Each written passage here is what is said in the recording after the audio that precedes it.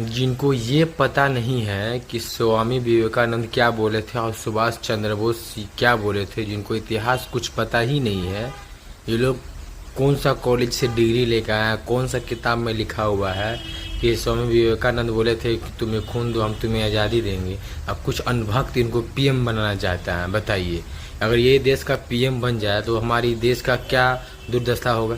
जिनको इतिहास के बारे में कौन नहीं पता है कि खून दो तुम्हें हम आज़ादी दें, ये शब्द किसका बोला हुआ। अगर 6 साल का बच्चा पूछे, नर्सरी का बच्चा से पूछा जाएगा ना कि तुम बताओ खून दो तुम्हें हम आज़ादी दें, ये शब्द किसका बोला हुआ था, तो बच्चा बताएगा कि सुभाष चंद्र बोस ने ये बात बोला था। बट ये मिस्टर योगी आदित्यनाथ जी को पता ही नहीं है ये शब्द किसका है।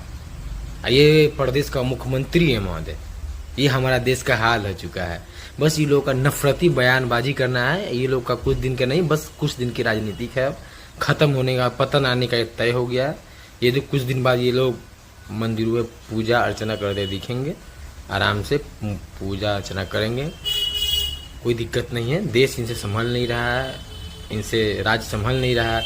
अब माने पढ़ा लिखा रहेगा तब तो कुछ संभाल पाया, कुछ ज्ञान होना चाहिए ना। हर कुछ आदमी लिखित में नहीं बयानबाजी होता है ना, कुछ भी पढ़ा लिखा भी जरूरी होता है महोदय।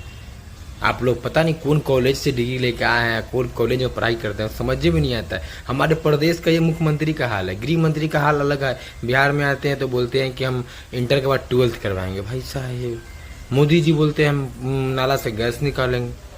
तो कौन सा देश में हम लोग का देश जा रहा है भाई, कुछ समझ में नहीं आ रहा है। बस एक ही शब्द उठा दे, हिंदू मुस्लिम करो, हिंदू मुस्लिम करो। बर्बाद कर दिया देश को, मानना पड़ेगा गुरु।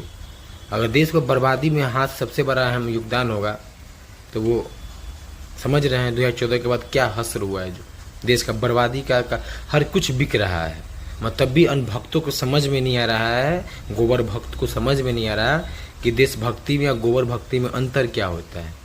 जय हिंद, जय भारत, मेरा भारत महान है।